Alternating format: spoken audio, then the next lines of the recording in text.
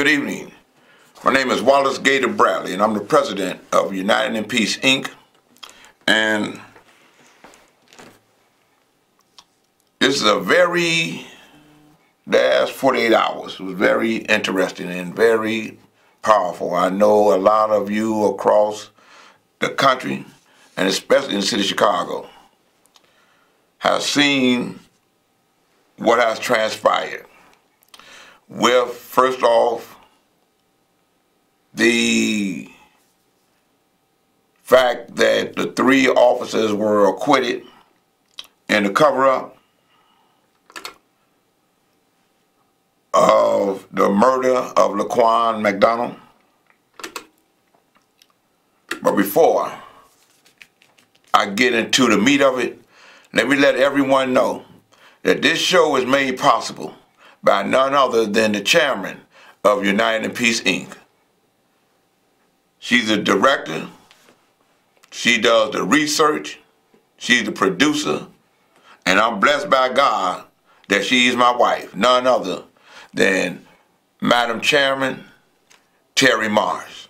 And I want to say to God be the glory, because this is my story and my opinion on how I feel and what I saw transpired within 48 hours.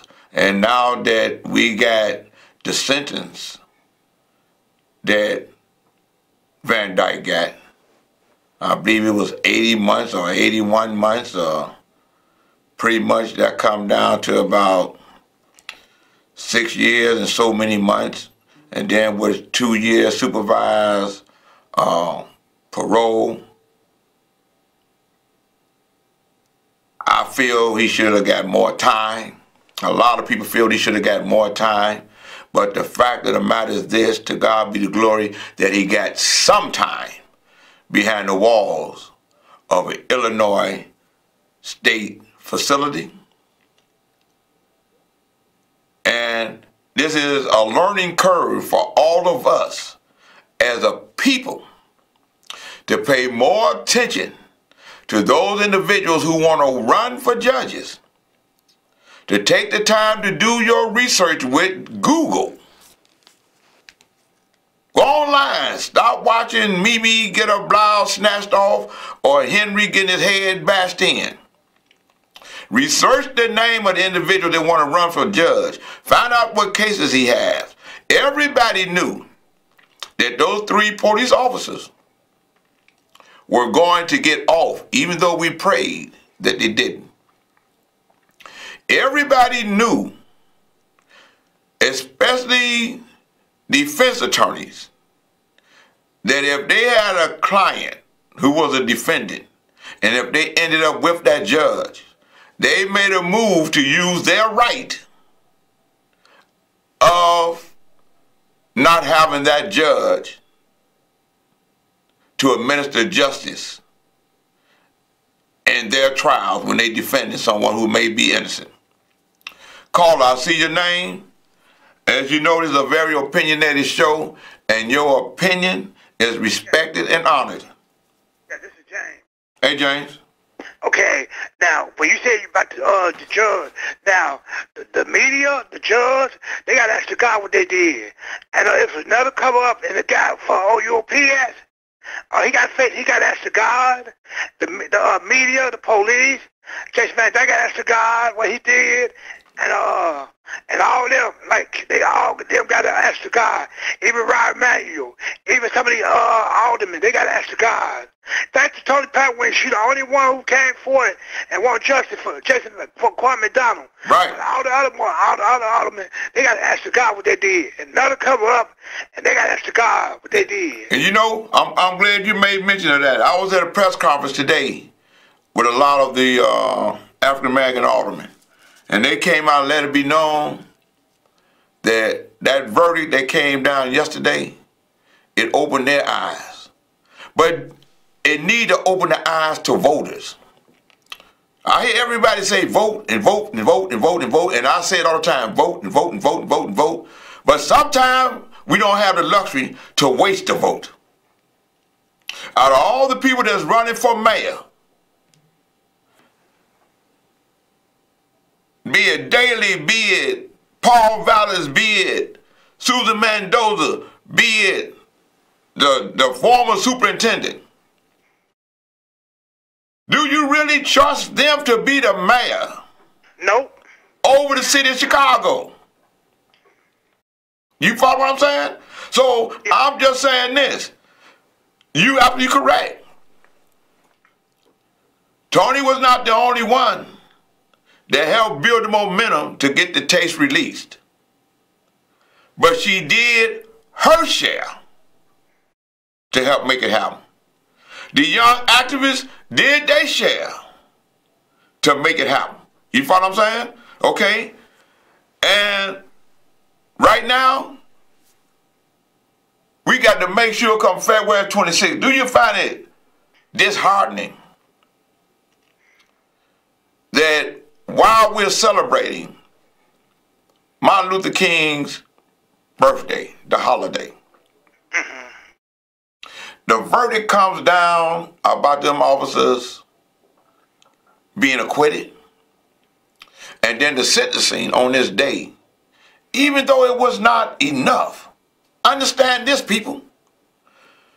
He's the first officer in 50 years that got found guilty by the jury, people from Cook County. They saw the video, and you couldn't convince them that what they saw they didn't see. Caller, I hear you. Please state your name, voice your opinion. Hello, how are you doing? Thank you so much, Gator, for all of the education that you're doing. I just want to say that today has to be the #1 saddest day I have ever experienced in my community. After the verdict yesterday with those 3 officers that got off at the hook, and then you turn around today and get a judgment of a little over 6 years for shooting that boy 16 times. I just have to tell you, it's open season here, especially in Chicago, for black people. So it's open season to shoot them down on the street like dogs if you want to. It's open season, and this has got to be the saddest day, even sadder to me personally than the death of Martin Luther King. Because now I'm afraid for my children and grandchildren. Yes, sir. Yes, sir. Yes, sir. Yes, sir. Y'all better listen. And I agree with you 100%. But you got to understand that sometimes we got to take time and count the blessings that God bringing to us. I'm of the opinion that don't throw away the lemon. Let's make a good, strong lemonade. Now, all voters have become educated voters. The young adults now see the seriousness in them having the right to vote. And they now see the seriousness of learning the lessons from the elders, even if they don't agree to them. The one thing is this. We have an election coming February 26th. And if Toni Preckwinkle accepted the responsibility of the office that she has as the president to make sure that that autopsy got released so that the public can use the autopsy. It went from Tony to the reporter to the family to Mark Clark and Brother Paul McKenzie. That's my brother's name. I've been calling him Paul all the time, never knew his last name because we brothers from another mother. They came and brought it to the streets. They helped the people to come together with the young activist Caldwell and them to push for release of that tape because everybody knew that McCarthy had the tape, viewed the tape, and shared the tape with individuals from outside the city of Chicago and the county of Cook and the state of Illinois. So he's a part of the cover-up. And then for him to say he don't believe that there's a code of silence Well, there is a code of silence in the police department, but there is no code of silence for us as a people to put it out there what they've done, what they're doing, and to make sure that the aldermen, whoever the aldermen are, to make sure that that police FOP contract is no longer the law of the land. So everybody that's running for an alderman, everybody that want to vote for who they want to vote for alderman, make sure all the aldermen are standing up and saying the new platform is that they will not accept that fraternal order police contract as it is today, going further on as the law of the city of Chicago. The power we got. Caller, I see you. Could you please state your name and voice your opinion? Hey, Gator, this is Steve, and you said some very important things in your comments that you just made. Number one, that comment that listen, the verdict today. You know what? That was something as a norm so many years ago, if you remember how life used to go.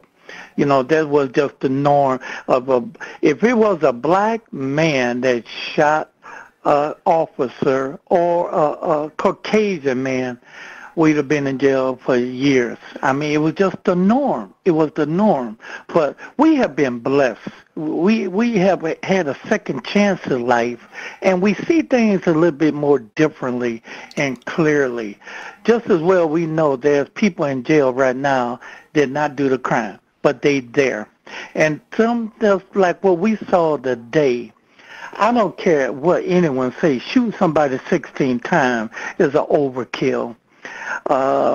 If it was the other way around, a black man shooting a officer, and we shot it 16 times, we'd be in jail for the rest of our natural life. Hey, man, if you shoot him one time, if you touch his shirt, if you touch his car, you follow that? And heaven forbid that you don't touch one of them horses. You know what I mean? And I want to say this. We as a people, me, myself in particular, as an urban translator, I pay attention to the charges. When Anita Alvarez charged that man with second-degree murder, knowing that the law has changed to the point that aggravated criminal assault with a firearm is like a superclass X case that supersedes second-degree murder. So for her to leave both of them charges on that had to be decided, she made it where the judge that was given a sentence can choose one or the other. He didn't have another choice. He had no other choice. So you follow what I'm saying? So I'm saying this. Sometimes we got to stop arguing with one another and hating one another. That's why I'm glad my wife had let me know that when you open up her show, I'm just a host. When you open up her show, you let people know that their opinion is respected and honored. Hey, Gator, real quick, us men need to learn to listen and respect our women. Don't think we should always try to know everything. Men, learn to listen to your woman. Your woman is the one that's going to help us. The only thing we need to do is learn to listen, and one day you're going to laugh and say, she was right. Gator, you just said a mouthful right there. Let me get out the air so I can hear your response. I had to call you in the day to tell you about that. Thanks for taking the call. I appreciate you. You know,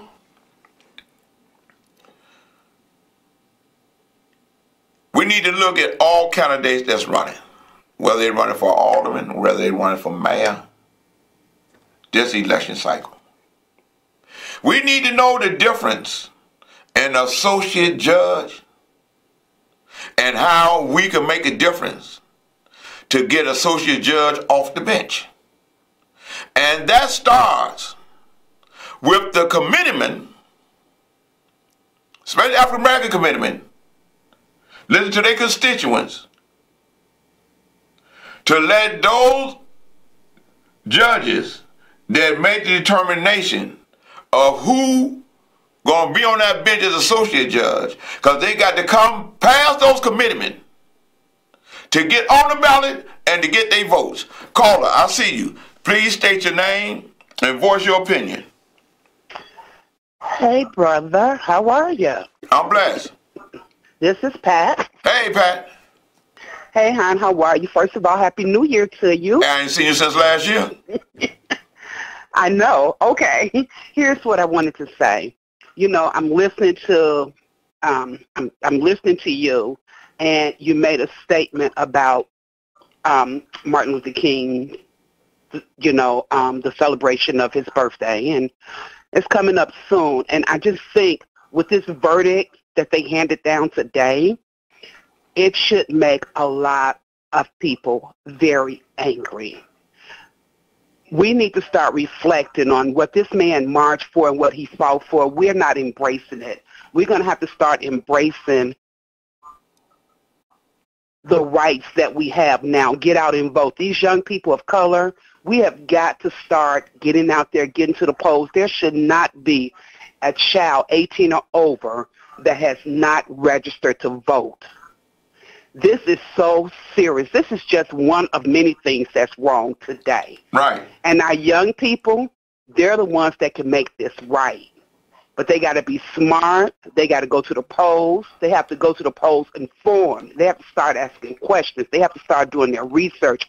And they need to just stop saying status quo, right, or whatever. No, right. We can't. We got to stop. We have to start embracing what this man fought so hard for. Right. We're not embracing it. I agree with you. But and this is what I'm saying. Don't just go to vote. Because you got people telling you just go to the polls and vote for a dog or write your name in and all of that. No. Be specific when you go on to vote. Be informed. You got to be informed. And the reason I'm saying that is this. Research. You have to start asking questions. Our young people of color, they are so intelligent. They are so intelligent, and we have to just stop being, oh well. We have to take a stand, but we have to be smart about it. Right, you know. Smart about it. We got to get the right people in the office, and like you said, those judges, I didn't understand when I was young how important it was to get the right judges on the bench. Right, you know, Pat. You know me, and you know. I'll be as thorough as God allowed me to be. Yes. To share the knowledge that I share and what I do. Yes. Right now, out of all the candidates that's running for mayor, then you got 14. You may end up with 12. You got to look at who has the reach. Okay? It was Tony Pratt-Winkle that led the charge to get rid of Anita Alvarez. Okay, what did the other 12 or 13 do other than vote? You follow what I'm saying? Okay, based off the fact that you can't scream justice reform without trying to reform the justice system. We got to take every punishment of suffering, from Rosa Parks' suffering. We all learned the power of our money. By not taking the bus, and then we got the right to ride the bus and sit on the bus. Exactly. Everything that happens to us, we got to take it as an experience instead as a turning point and going backwards. We have to think about it. That's absolutely right. If this don't make us think. And all of this stuff that's going on now, especially with this verdict that came down, hey, this should make us so angry. Right, but hey, smarter. But the move is this: don't throw a brick through a window. Vote. You know what I'm saying? Okay, but vote wisely. Don't just go out there haphazardly and just vote. Because understand this: when you see From what I saw on the news, and I'm paraphrasing, they asked Daley, well, what do you think about the verdict? Well, I think it was a good verdict. Of course he would say that. Because we saw what happened on Rush Street. Okay? We see what happened with the John Burge piece. Okay? This corruption didn't just happen. Okay? It's years and years and years and years and years of it. This is true. Okay? So when you see McCarthy to say, okay, it's all right, you know, I don't think there's no cover-up. Well, hell, you had the tape first. You saw the tape. You knew that when they came in with those reports that it didn't match the tape. Absolutely. What did you do? It was your accountability. It was your responsibility. Then for him to say, this is true, it's atrocious what they did to those officers. They lied. They was a part of a cover-up. You had other police officers on the stand that said this is what they did. You didn't glorify them? This is true. So I'm saying, when you got Paul Vallis saying it's pretty much, oh, it's okay, I agree with this. No. No. And I just happen to be black in saying this. To God be the glory on that. I'm going to say this one more thing before I hang up. All of these candidates that are running, 90% of them are running for the wrong reason. Correct. And we better think about that. We better think about that before we start putting people in office just because they're black. Right.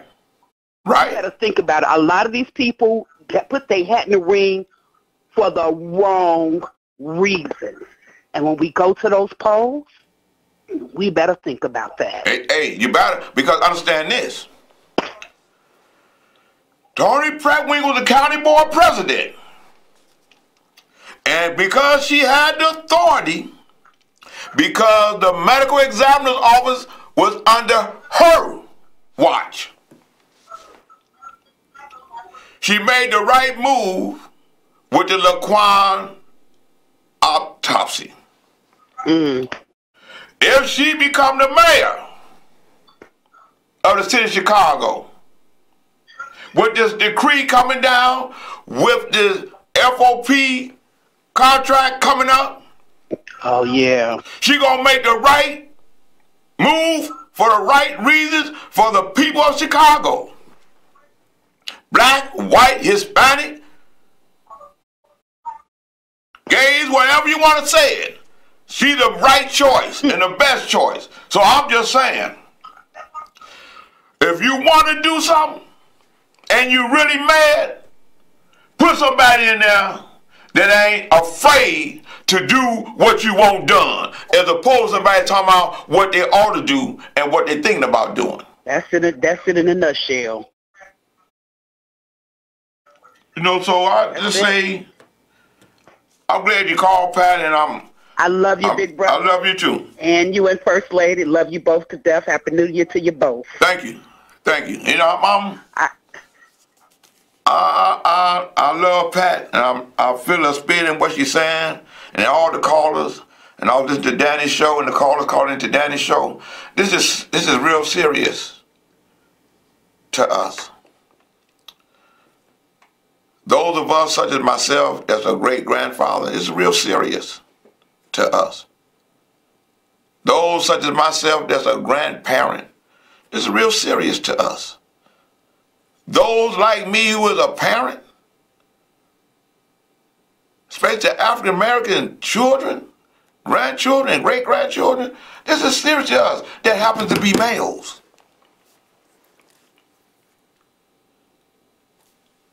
We don't want our babies to be afraid to go to an officer to report a crime of this person that's trying to kill the neighbor.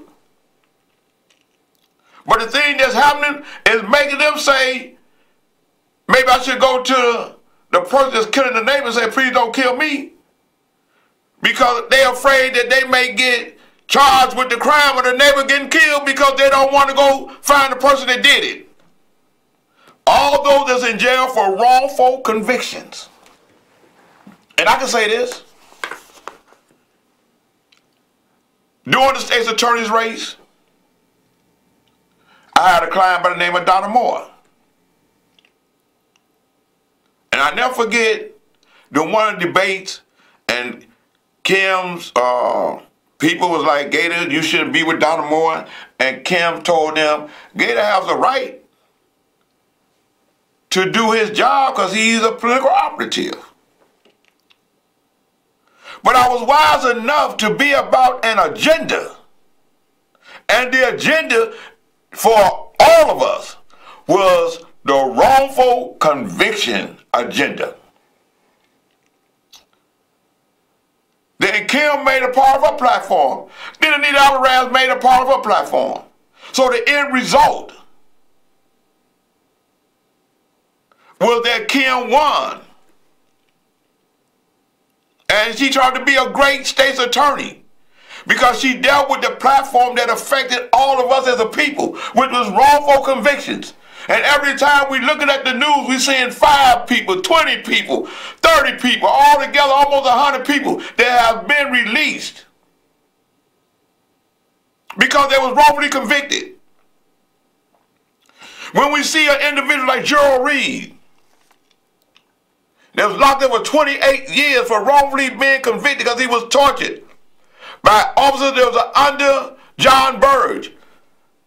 And the cover-up was so ingrained and in your face. The state's attorney was Daley. He became the mayor, and it still just went on and on and on and on until John Burge made a mistake and lied in a federal civil suit.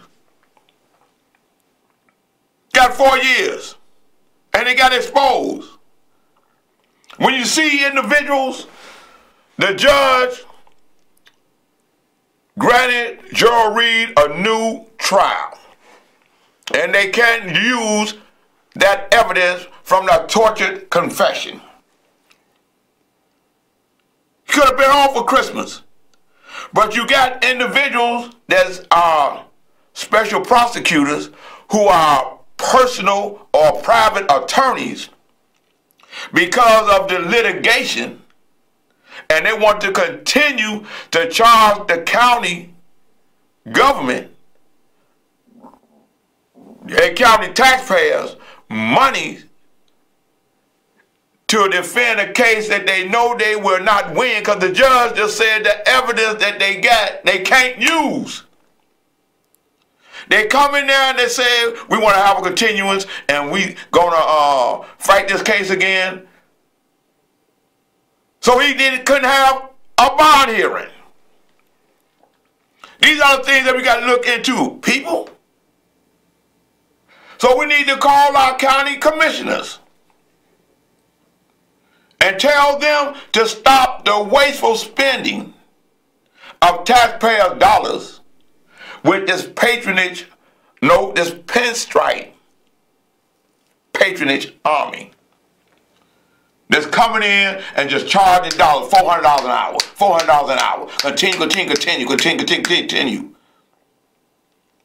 So that those commissioners can bring it to the county board president's attention on what can we do to stop this madness.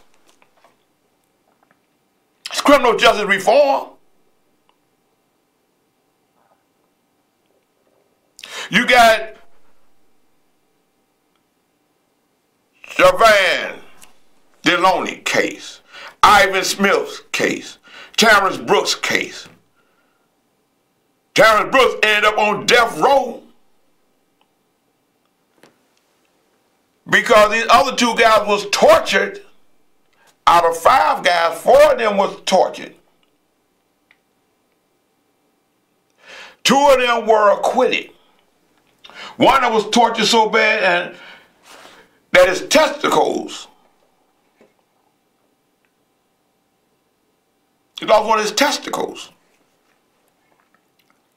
2 of them, including the one that lost his testicles, end up getting $100,000 in the reparations that the city council and Rahm Emanuel said that the torture victims are law to get to a tune of 5 million. I think it may have been 50 individuals.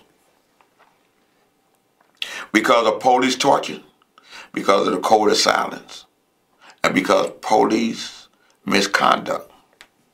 Those are facts, ain't rumors.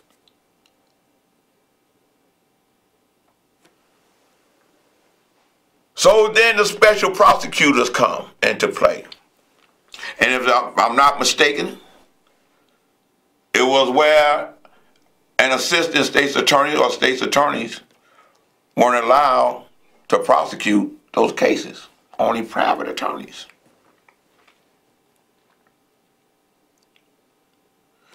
In the Javan Deloney case, Ivan Smith case, and Terrence Brooks case, a guy that's a judge today was assistant state's attorney within the felony review that went out of town to go and get Ivan Smith with 2 police officers that's known for torturing individuals. This documented proof that I'm telling you. I'm giving you documents. There ain't no rumors or no innuendo. The Torture Commission said this is what they did. But he was assistant state's attorney. He took a court reporter with him and took 2 police officers with him to go and apprehend this guy. And they tortured him. Brought him back to Chicago. They didn't call the federal marshals to go get him. Now that guy's a judge today. Sitting over judgment. He should be off the bench. And how I know about it, and how those of you that know about this, is from the Inglewood 4 case. That Kim Foster, God be the glory. In the Inglewood 4 case, this document came up because the federal government interviewed another assistant attorney, state's attorney, that told what this man had done. And they let them go. So that's evidence that they arguing about if those witnesses should be called in the Terrence Brooks case to explain why he ought to be free. So take this as a learning curve. Stop being mad, be smart, and act on it before it happened to your child or before it happened to you.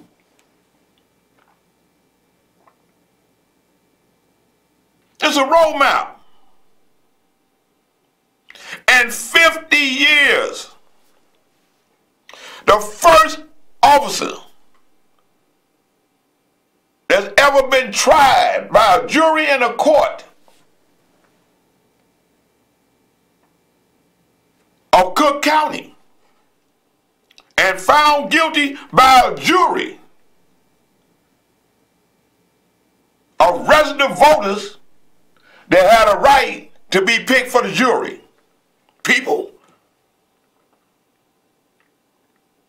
And found him guilty based on the evidence. Even though they try to bring a tape in there, like a cartoon, to try to tell you this is what you really saw. Come on.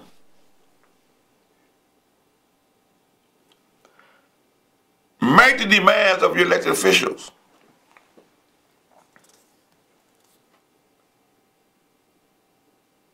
Help them to do what some of them don't know they got the power to do.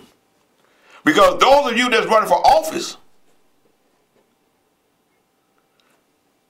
don't get caught talking about you don't know that you have the power to do. Because one thing for sure, nobody, not me or anybody, know everything.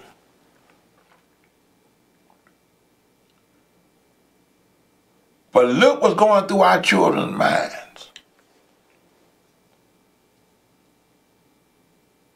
Our parents tell us, make sure they see your hands. Keep your hands on the steering wheel. Don't move. Keep your hands where they can see them. Police ask you something, don't even look at his face, just tell him, do I have a right to go in my pocket and get this, or do I have a right to go into the glove compartment? You do all that. And then here's a police officer that had a bad day. Mad at his wife or his lover. Because he's a human being. Or had too much to drink. Mad that he got to go and work. Mad because he thought he should become a sergeant and he didn't. Or mad because he thought he should become a detective and they wouldn't let him even be a sergeant. Because he's a human being.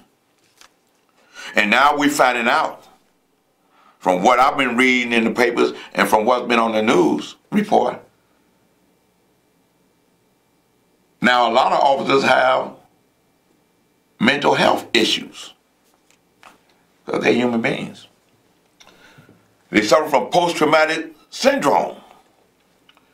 Because if they fought in any of the wars in Afghanistan or wherever they fought in the wars where they came from, where kill was the order of the day. Kill was the order of the day. Kill that child, kill that baby. It was the order of the day. And they come back to the United States where there ain't no kill, but it's still in them. And how we find that out? Because they're trying to find out why is it that Chicago have a high rate of police officers committing suicide. And it come out because they have a mental health issue. But they're human beings.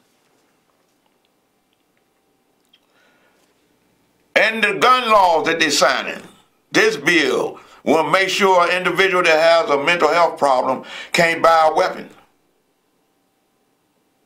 But you don't take the weapon from the police officer that has a mental health issue.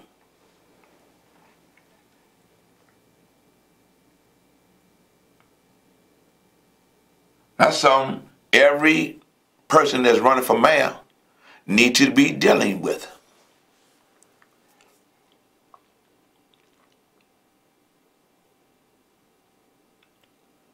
If you take their guns like they did with Burke, because he was arrested, how do you let an officer that has a mental health issue keep his gun?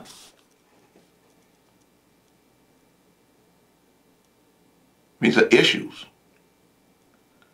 So all that soda pop queen, we don't like us, use a soda pop queen, where everybody that's running for mayor gonna have to raise some revenue, and it's gonna be taxes. You can call it pork tax, you can call it grass tax, you can call it marijuana tax, you can call it a blunt tax. That's the conversation now. Chicago may need a casino, okay? The legalization of marijuana, the governor is saying he pushed for legislation for the legalization of recreational marijuana. And I'm saying this, African American legislators, please make sure that within that legislation it's saying that African Americans that own land should have a right to grow marijuana as a crop like it's corn, and have a right to give it to the various dispensaries so that it's equal footing, or the word they use now, diversity, justice. I ain't advocating them to change. That's what the law. The law is changing. Get up with the change of the law. So that them brothers, that's great salesmen out there trying to sell marijuana, can become a professional in selling it and get a certification to be able to sell it correctly, because they're going to have rules with it. With that law that they pushing, you won't go to jail. But if you keep doing it like this is now, you're going to jail. You'll be before a judge that don't care nothing about you and give you time forever.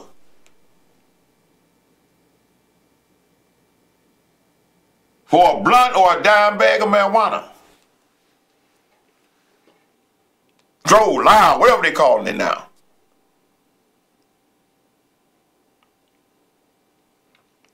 And if you're not registered to vote, you don't count. Get registered.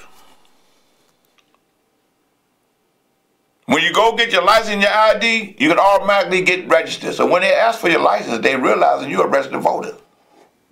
And you're an organ donor, which is needed in order to save individuals' lives. Our responsibility is not to sit around and beep. I can't stand this here. Why is it?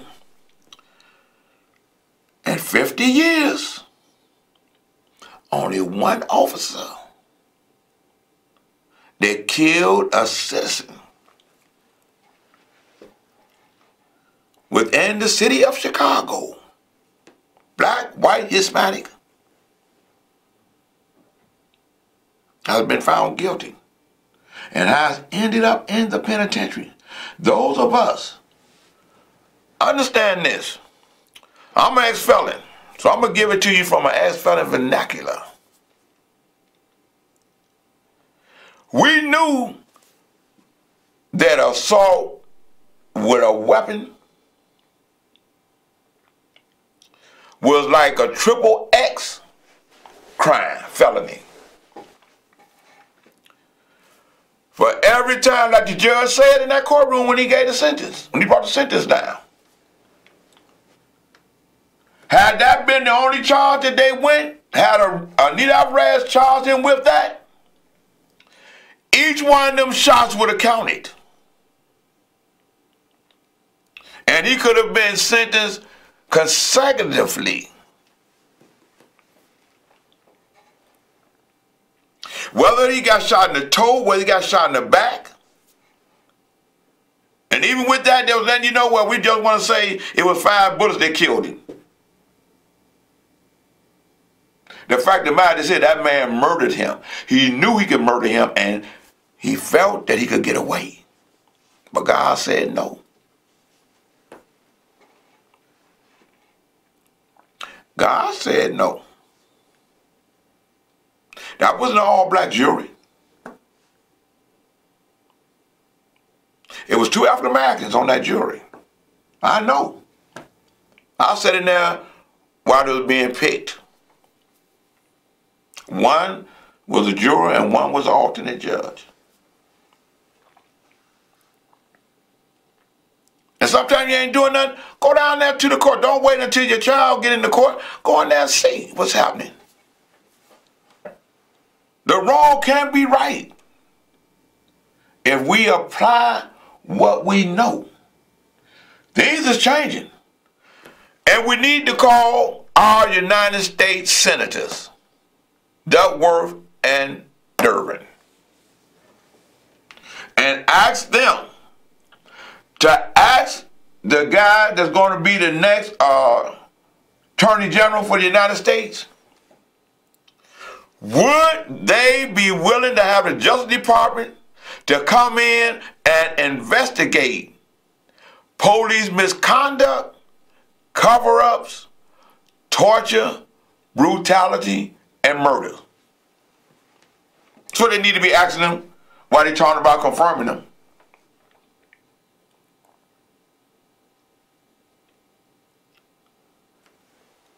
Or call any one of the senators and ask them to ask this question. Cory Booker or the sister Camilla, I think that's her name. I don't want to get mixed up. She's from California. As a matter of fact, I ain't just telling you to do it. Starting Monday, I'm going to be about it and do it myself and get their numbers and put it out through my social media network for you to do it. And when you get it, share it. Don't just ask about Trump in the wall and the Russians? Will you be willing to come into these towns and investigate murder, torture, brutality, misconduct, and cover-ups of these police departments? The election of the next mayor is going to be someone that's going to stand up and push that decree and listen to them aldermen and support them with the negotiation of the Fraternal Order Police contract, which is like an ordinance.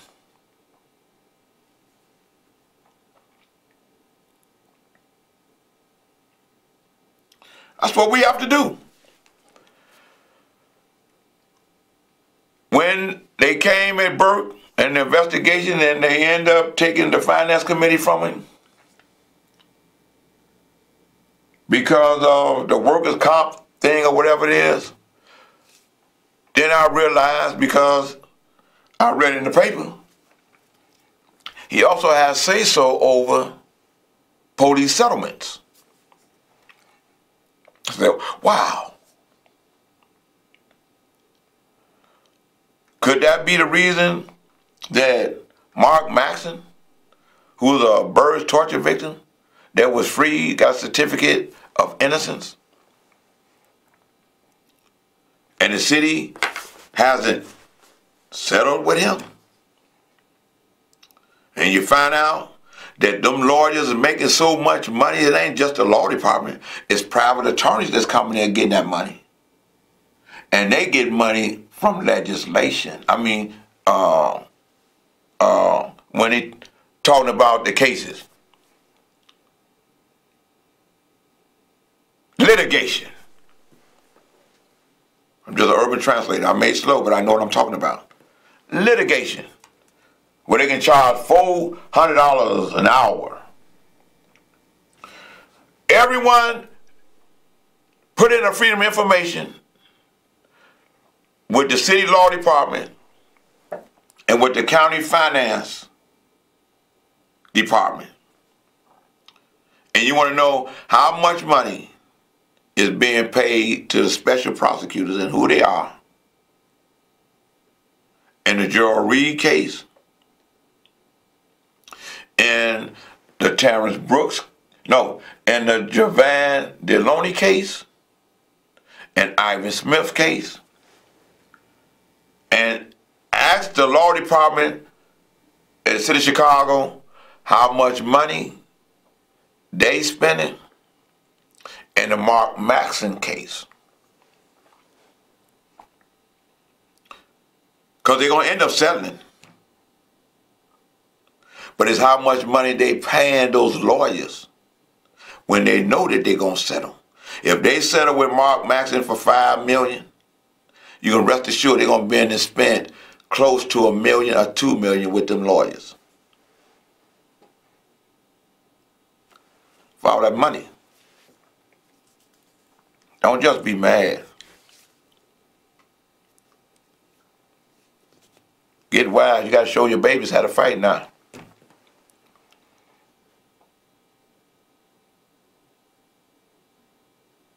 We got to show them the law.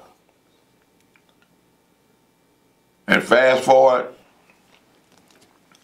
with the election,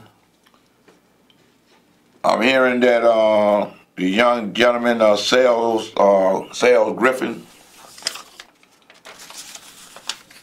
wise young man, young brother right here,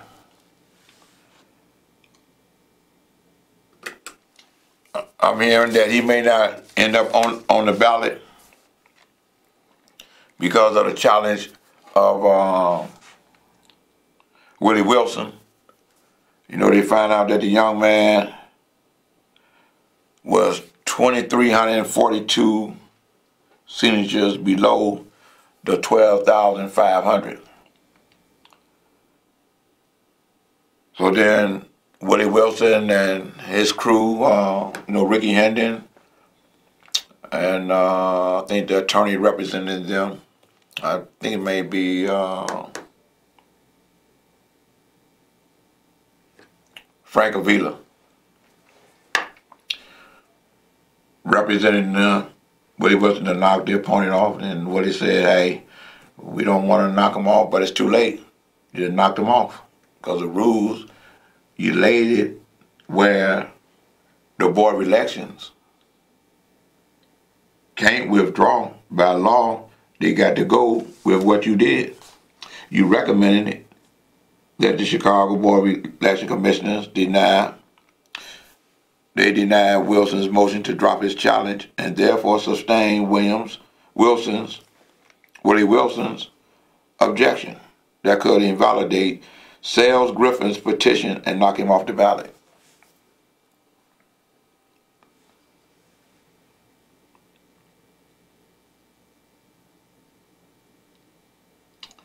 So, I hear that Dorothy Brown, with close to 1,000 signatures,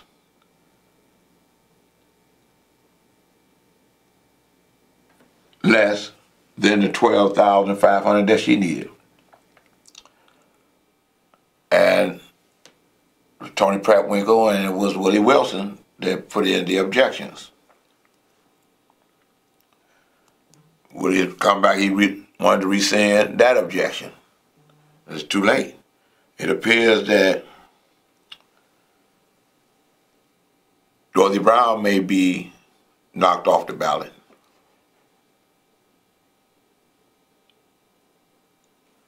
So in my opinion, it looks like Tony Pratt-Winkle is the most purposely focused and positioned candidate in the race to be mayor. And she's qualified for the city of Chicago. That we as voters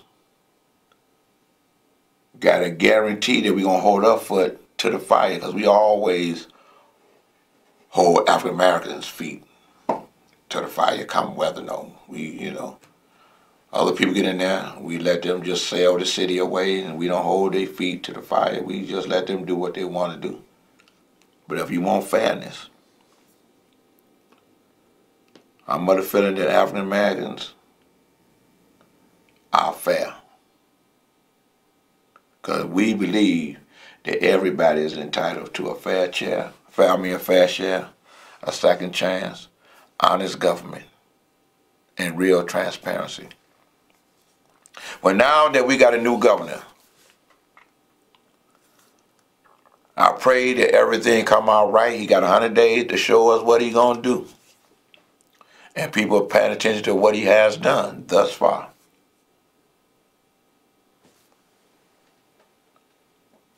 I'm willing and able to aid and assist him to become a great governor. When it comes to criminal justice reform, re-entry, and public safety. I don't know nothing about the environment, but there's others. And we got to hold the new governor's feet to the fire. We don't want to hear that he can't find no qualified African Americans to be on the various boards and committees and his administration to help him become the greatest governor in the state of Illinois. One of the promises out of many that he may have made, and I pray to God that he keep, when he says he wants to be one of the greatest servant to the people.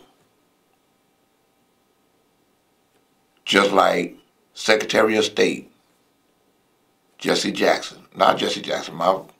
Jesse Jackson must be calling me to push. I got to be there tomorrow. I'll be there, sir. Secretary of State Jesse White. One of the greatest servants to the people of Illinois. And if that is his bar, he'll be a great, great governor with the pureness in his heart to service the people of the state of Illinois. Well, it looks like I got to wrap this up. To the Laquan McDonald family, our prayers go out to you. To the Van Dyke family, our prayers go out to you. To those 3 officers that was freed, our prayers go out to you. Because one thing for sure, vengeance belongs to God. So on that note, I want to say, vote, don't choke. Tony for Chicago, and Tony will be for you. Come out and vote February 26, 2019. I believe early voting will be January the 14th, if I'm not mistaken, maybe the 17th. But you can vote early. To God be the glory. Thank you.